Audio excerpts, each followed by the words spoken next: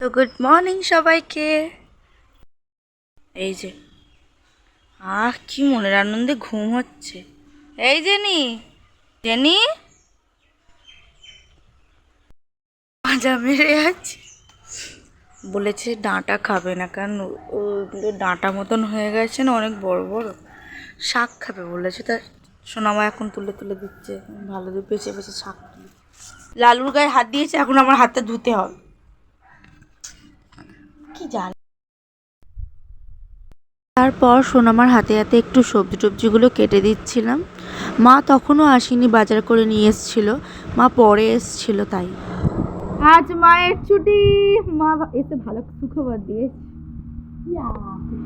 এই যে অনেক বাজার করে এনেছি। আমার মাতা যে বাজার থেকে বাটা মাছ এনেছিল সেটাই কাটছে। এখন যাচ্ছি দোকানে, কিছুক্ষণ আগেও গেছিলাম। ডাটা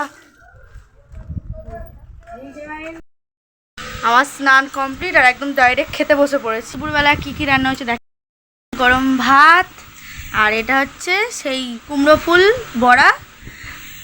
এটা এই 2 পিস করো, 4 পিস করো। এটা সবাই বসে পড়েছি। এইদিকে এটা হচ্ছে বাটা মাছ ভাজা, আর এটা কি লাউ। লাউ কি শুধু চচ্চড়ি? লাউ বড়ি দিয়ে আলু দিয়ে চচ্চড়ি। আর ওইদিকে হচ্ছে বাটা মাছ পেঁপে আলু দিয়ে ঝোল। আর আমার মায়ের এরকম বিধ্বস্ত তৈরি করছিলাম।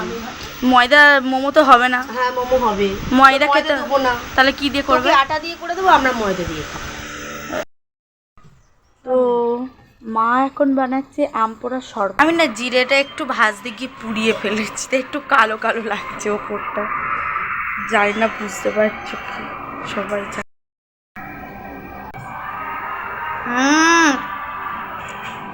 দারুণ। তো বিকেলবেলা হাই এসেছিল, আর সন্ধ্যাবেলা মা বানিয়েছিল মোমো।